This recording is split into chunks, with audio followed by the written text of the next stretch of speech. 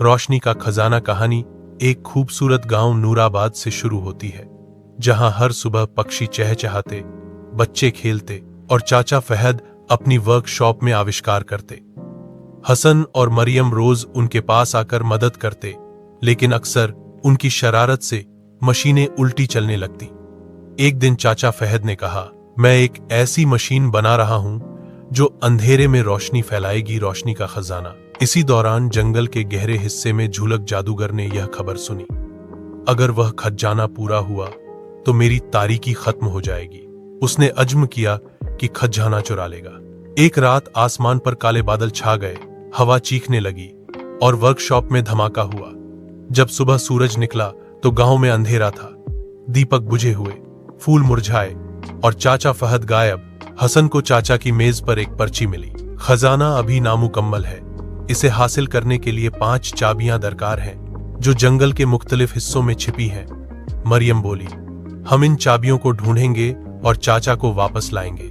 यूं दोनों बहन भाई खरगोश डोडो और रोबोट कीकू के साथ जंगल की जानिब निकल पड़े। रास्ते में वह एक खूबसूरत झील के पास पहुंचे। झील ने बोलना शुरू किया, जो मुझ में अपनी तस्वीर सच्चाई से देखेगा उसे पहली चाबी मिलेगी, मगर जो झूठ बोलेगा पत्थर बन जाएगा। हसन ने मजाक में कहा, मैं सबसे बहादुर हूं। पानी में उसका चेहरा धुंधला हो गया। मरियम बोली, मैं सच बोलूंगी, मैं बहादुर बनने की कोशिश कर रही हूं, मगर कभी कभी डर जाती हूं। पानी चमका और पहली चाबी आहिर हो गई। डोडो बोला, वाह, कभी कभी डरना भी बहादुरी होती है। यह घाटी हर आने वाले के दिल में शक पैदा कर देती थी। कीकू की आवाज बदल गई, मरियम, हसन तुम्हें पीछे छोड़ देगा। हसन, मरियम तुम्हारी तारीफ का मजा लूट रही है। दोनों नाराज होने लगे, मगर डोडो चीखा, यह घाटी झूठ बोलती है, दोस्ती पर शक करना झुलाक का जादू है। हसन ने मरियम का हाथ पकड़ा, हम एक टीम हैं, कोई जादू हमें अलग नहीं कर सकता। पहाड़ गूंजा और दूसरी चाबी उनके सामने आ गिरी। गुफा के अंदर दर्जनों रास्ते थे, हर एक अलग दरवाजे की तरफ जाता था। कीकू ने सेंसर ऑन किया, मगर अचानक बैटरी खत्म हो गई। हसन ने एक मशाल जलाई। गुफा की दीवारों पर प्राचीन नक्श बने थे, जिन पर लिखा था, रोशनी उन्हें मिलती है जो दूसरों के लिए चिराग जलाएं। मरियम ने अपनी छोटी लालटेन दूसरे रास्ते में रखी ताकि बाकी लोग भी रास्ता देख सकें। फौरन एक चमकदार दरवाजा खुला और तीसरी चाबी मिल गई। वे एक पहाड़ के अंदर छिपे किले तक पहुंचे, जहां ज़ोहलाक ने चाचा फहद को कैद कर रखा था। ज़ोहलाक हंस रहा था, यही खजाना मुझे दुनिया का बादशाह बनाएगा। हसन ने धीरे से कीकू को इशारा किया।